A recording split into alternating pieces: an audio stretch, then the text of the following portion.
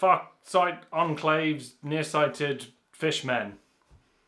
That's what he's been making. Nearsight, Farsight, wherever It's you going are. to be an introduction.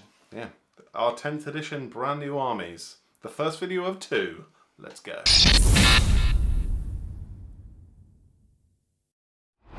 Welcome back to the Kieran Show, and we are talking about our brand new 10th edition armies. If you watched our 10th edition Promises video all those months ago, is it months? Like a month.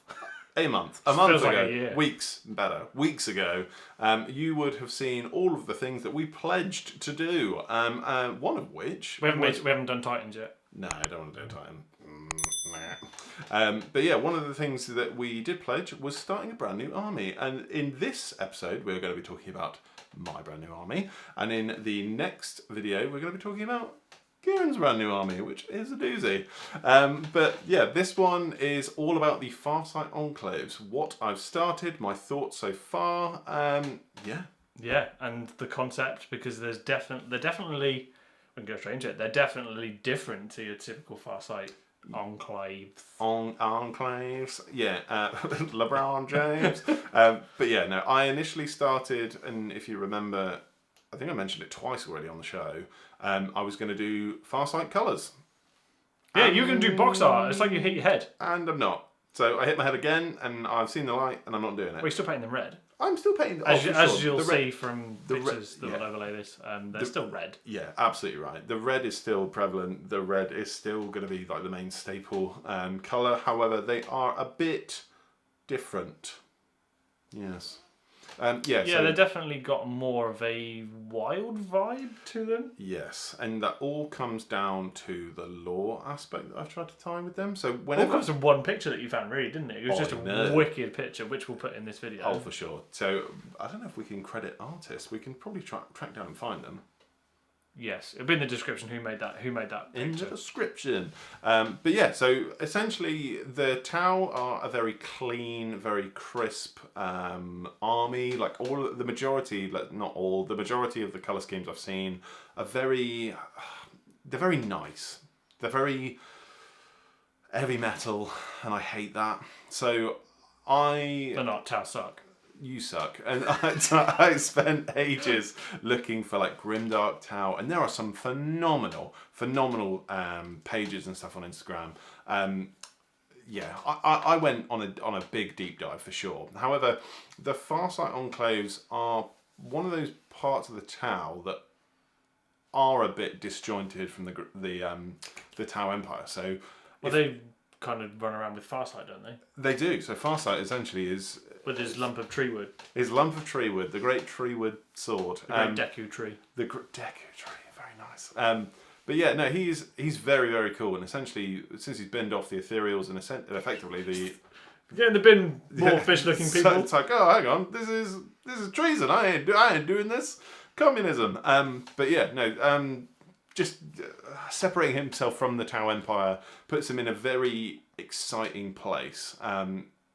Effectively, what I've done, my thoughts, the lore around this is a little bit down the line, like maybe a few hundred years in the future, maybe even, I don't know how long Farsight will live.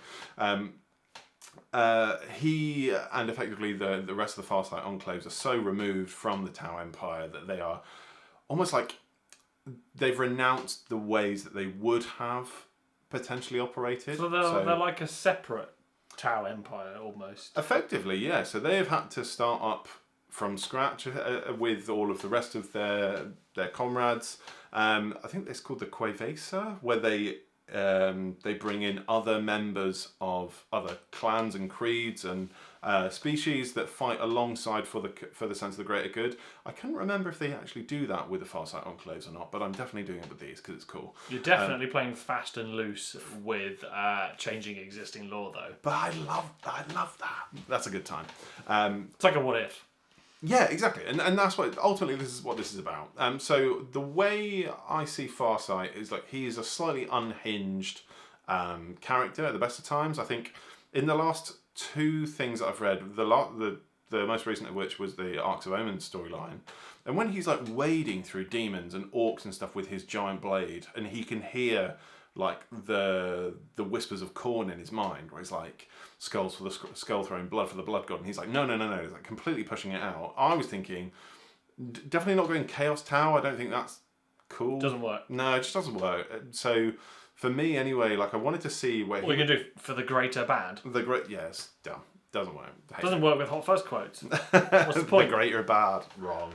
Error. But yeah, so effectively he's just so, not necessarily like, so definitely not chaos, but almost like a bit disjointed. So has absolutely no remorse in cutting down waves and waves and waves of people, but it's all in the spirit of the greater good. So they've embodied like this unit of almost like vigilantes essentially. They're like, call it like either Judge Dredd, the Punisher, like they are there for a reason. They are just laying the smackdown on anybody they come into contact with that is not necessarily like adhering to the overall greater good. So they're, call them like the Grey Jedi if you're into Star Wars. You've just given me an amazing idea. Go on.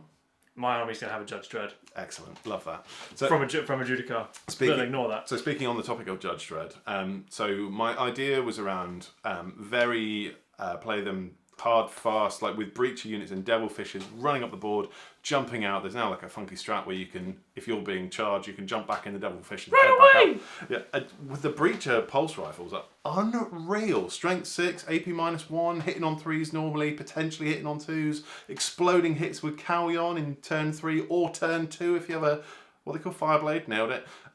They are very, very explosive. Fragile, but explosive. And I think my idea around it was having like almost like skull markings that they'd made on their chest plates and on their shoulder pads. I was going to say, because you've in the paint job, you've kind of turned, I don't know what the Tau symbol's called. Something cool. Forgive me, the yin-yang Tau symbol. The yin-yang Tau You've symbol. kind of turned that into the head of the like a skull. And it's very much like they've got their combat knives and like etched it in. Like, yeah, it's. I just think that the concept of a Tau, because Tau aren't scary. They're just not. Like they're very tiny fish people, like that are coming at you, and the majority of the things that might be a bit threatening are like the giant battle suits. But if you've got like a devilfish, like honing in on the middle objective, and you've got like a 10-man or 11-man squad of these tiny little breachers with shotguns. Put them in a 10-inch range. They are shotguns. Just put them in a deep fat fryer. They are tiny fish goujons coming straight at you. Tau goujons. But yeah, Tau goujons. Fill it a Tau at McDonald's. Fill it a Tau. Yeah, so like these shotguns like shooting you at close range. I wanted to have like blood splatters up them as well. They're just going to annihilate things. That's really different to existing like Tau typical, because they typically sit at the back of the board, just go, no, shoot you off the board. And don't get me wrong, there are definitely some Tau units that you would have to do that. So like broadside battle suits are a thing. Hammerheads, I don't think we'll see as many of them, but exactly the same thing. But I really wanted to create this Tau force that was very much like, turn 2, we're in your face. We're going to shoot you, we're going to run away, we're going to shoot you, we're going to like constantly moving around the board. And I think for me it was like stealth suits, breaches, they're just Bear devilfish. Adapt, overcome. Absolutely. Improvise. Greater good. Yeah, with Farsight at the helm. Like I didn't want to incorporate too many like other commanders. So I think for me, like my first like sort of you're going with Tinchy Strider though, aren't you? Dark Strider. Dark Strider. Which is, we called it that as a joke, and it's Strider. really Strider man. No.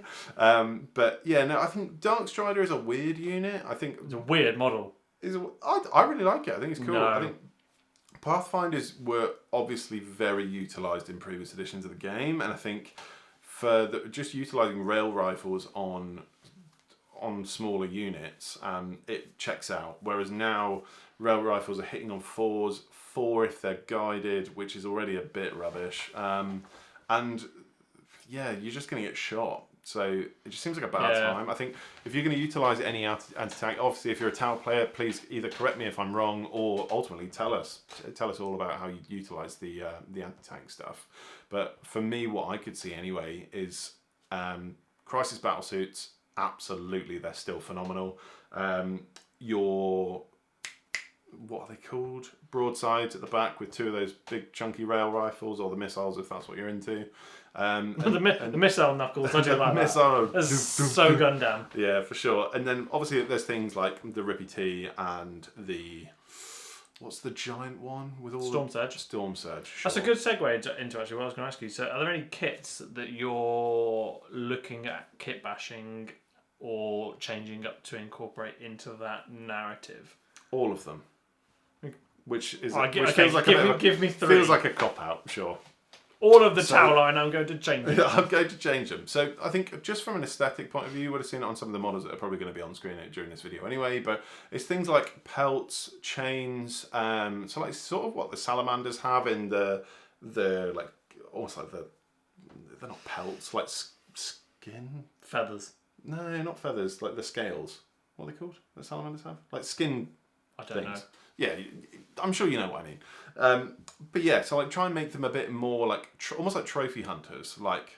Kind of like the Reaver Lieutenant from the new Box. Bits grafted to arms. Yeah, absolutely right. So like each squad has a story, like each character has a story, and I think I hate Imperial Guard. I've made that pretty known. However, utilising a 10-man breacher unit of guardsmen and a ex-commissar that's joined as a fireblade.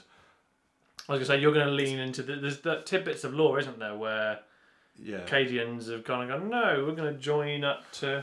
Well, what's mad as well is that I think, again, correct me if I'm wrong, I might be butchering Tau lore, but they are like, you can believe in the Emperor, you can believe in anybody that you want to believe, but fight for us, and there shouldn't be a problem. And I don't know how factually correct that is, because Ethereal's a proper dicey, pretty cunning fishman. But yeah, no, I think the idea of like guardsmen like relinquishing the Emperor or the way of the Imperium and going, actually, that Farsight guy is fighting for the greater good, as in the betterment of everyone. Maybe we should go lend a hand to him. Speaking of Farsight, what are you going to do to that kit? Wow. I would love to make a whole video on it. Oh, really? A whole video dedicated to Farsight for sure. So I've got a very, very, very fun idea. I don't know if I want to disclose all of it yet, because I want to try and keep it really exciting. Give us the synopsis. Okay, so at the moment I've seen him either on his tactical rock or posing on his tactical rock. My idea is I want him slicing through like a Chaos Marine. And I don't mean like... Okay. I don't mean like he's just cutting through some guy. I mean like he's moving at speed. He's just sliced through someone, and then there's two halves of the body at his back. So like he's run through someone. So there's just sheer speed where there's still... You got your work out there. I do. And that's why I'm saving him till last, because I am really determined to make him the best down model in the army. And unfortunately, as it should be with your characters. Yeah, and unfortunately, because Tau are a really funny little team to manipulate and change slightly, as far as like structure and the kits and stuff are concerned, there's not really a great deal of bits. So you really have to be clever with kit bashes. But I think I really need to understand, without sounding too much of a pompous idiot. Like I really need to understand the kits and how they move and how you paint them before I jump into a project like that. Yeah, because what I'm finding with my new armies that I'm like, no, I can't. I don't want to build it all. If I start with a few, then other ideas will come, and I haven't gone. Okay, now I need to buy a load more kits. I've got no. I can. You can. So I think that's a very good way of progressing through. Take it slow. Especially with a project, you're going to change stuff up as well. Yeah, for sure. And I think So I have this tendency with Warhammer armies where I like throw everything in, and I'm like, this is my life now. I need to paint. I need to do all of these cool things. And with this, because I really, really want this to work, I don't want to rush this at all. And I think the way I'd like to combat that is maybe the first time that we'll see like the Tau being played on the channel is like when I eclipse 1,000 points. And I don't mean like, oh, well, I'll take some things that are good, I'll take some things that are bad. I will literally build a 1k list, either with or without Farsight, depending on how I'm feeling, I suppose. You can't take Farsight. No, I think I'll have to make it very slowly to make it work. Yeah, I think definitely letting it evolve over time. Obviously, there's tester models and stuff that you've started off with, as you'll see. I think ultimately, like, I wanted to turn this into a bit of a series as well. Like, so, like, have like regular catch ups, see how we're doing with our brand new armies, whether that's monthly, whether it's bi-monthly.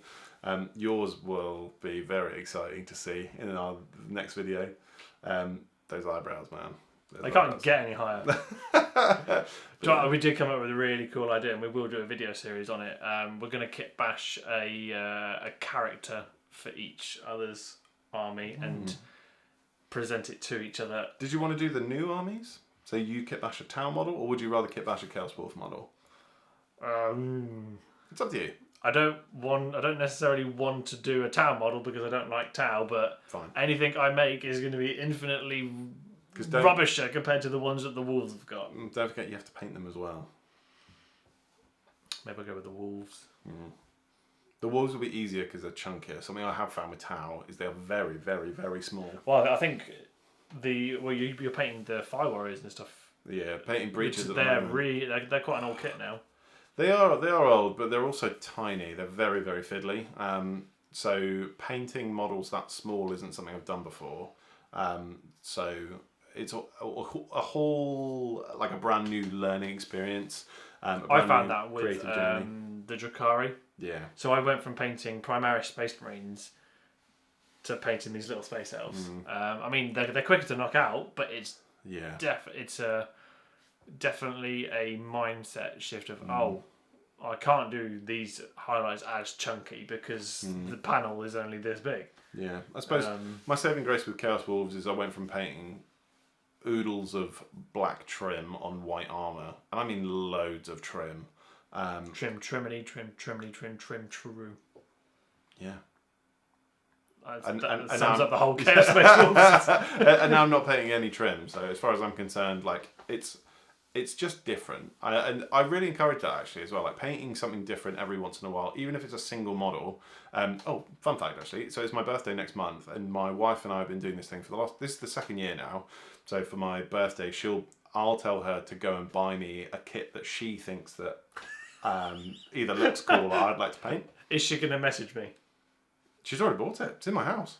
Oh, she's already bought it? She's already bought it. She bought it 6 weeks prior to my birthday. I can't believe it. It's like the earliest she's ever bought my birthday present. Fair. She was excited. We're going to convert her. She's going to join the channel. One of us. But yeah, no, it's really, really cool. So last year she bought me like the dire wolves from the Gravelords kit, and now I have a Gravelords army. So, bad time. But she's just going to buy you another army. Effectively, she's an enabler. But yeah, she seemed really, really exciting. And I know it's a big box, so it's like it's either a big character box or it's a no, that's what it could be. So I'm going to have to ask her what it is, because I was going to buy you a birthday present. Oh, good grief. And I was going to give it to you in the video. Oh, well, you can do that if you want, and you can ask Cara, but sure. I was going to say, you've already got one of these. Damn it. She's better than me. No, she's already done it. But yeah, no, to be fair, unless there's any other questions around the just Tau give us 2 models that you're really looking forward to adding to the army. I've already mentioned Farsight a lot, so I'm not going to talk about him. Got Farsight, Pathfinders. Anything else? Tanks, tonks, yeah, actually, stealth suits? The Devilfish for sure. I've got some... Oh, really? Not the Hammerhead? I don't want a Hammerhead. You're not a Tau player if you don't have a Hammerhead. No, I know, I thought that. I want 2 Devilfish, and I think, for me, the concept of really sort of roughing up a Devilfish and putting, like, almost like clan markings, like very, like, almost like army-esque, I guess, and just having, like, little, maybe not quotes, but I can really rough it up and make it look really cool. So I'm excited to paint the Devilfish, which I never thought I'd ever say. That's an old kit, isn't it? It is an old kit, but it's also similar to the Fire Prisms and stuff with Eldar. Like, they look good, but they are very old. Yeah, I think. Yeah. I mean, I know Eldar got obviously a pretty sizable refresh last edition, but their tanks. Okay, maybe this scale isn't there now, but in terms of looks, they wouldn't need to change a lot to bring those in line. I think there's definitely a lot of work to be done, particularly in the Tau and the Eldar tanks, to bring them more in line with like modern plastic injection and everything to make the builds a bit better. And the second one would probably be a Ghost Kill, because I love them. mini Gundam. They look wonderful. Yeah. I'm not a fan of the Ghost Kill. Oh man, I love them. Riptides, yes, because I'm just like, no, Shinji, get in the Gundam. Yeah. Or Shinji, get in the battlesuit. Yeah. Shinji, get in the Ava. Shinji, just get in the Tau. Get in the Tau. Yeah, no, love it. Absolutely love it. But yeah, if you want to buy some Tau of your own, Kieran doesn't, but you might, check out our hobby workshop link right down there. Oh my god, what are we going to do if I get Tau in our combat patrol idea? I would scream. I'll tell you what, because the 3 that I'm going to get are definitely going to be Tau, Orcs, and Imperial Guard. I just have no fun. Yeah, you would. We'd have some pretty cool armies though to play. I'd do an awful job. Oh dear. But yeah, no. Give us a like, give us a subscribe. Thank you very much. Comment below. Have you started a brand new 10th edition army? We would love to know. But yeah, thank you very much, and see us next time where we talk about Kieran's army.